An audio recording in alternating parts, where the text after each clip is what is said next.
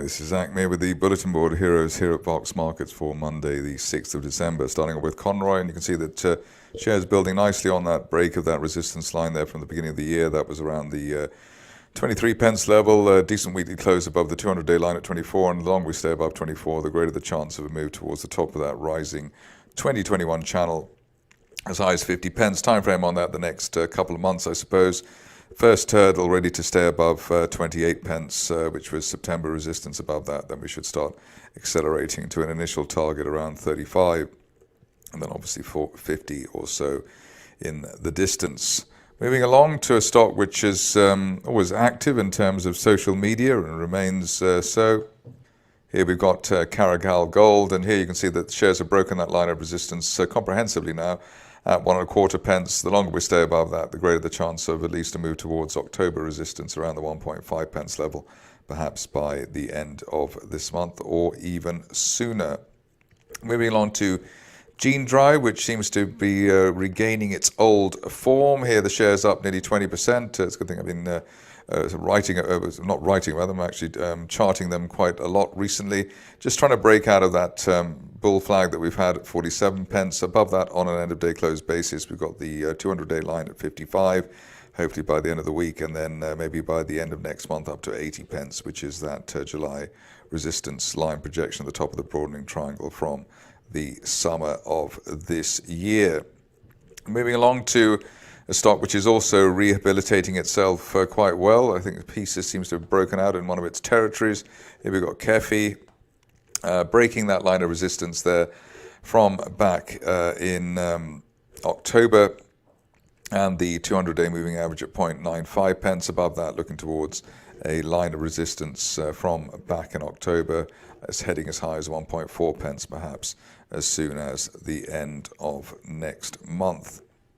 Moving on to Okyo, and here you can see that the shares responding well to news that the company's skipping phase 1 trials and going straight to phase 2 next year.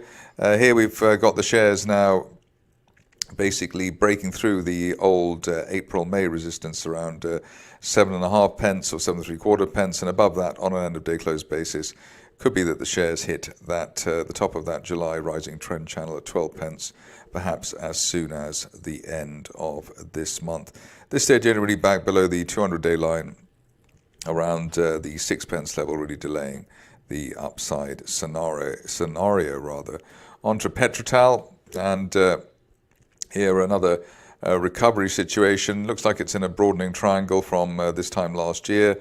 Floor of the triangle at around 16 pence, and above 16 pence it could be that we see the shares hitting that January resistance line projection at 28 pence, or perhaps as soon as the end of this month. Onto a stock which I covered last week as a request. Here it's back in its own right. Shoezone making progress step by step, I suppose, really. And here you can see that we've got the overall rising trend channel from April last year, top of the channel heading towards £1.40. End of day close through £1.15, £1.16.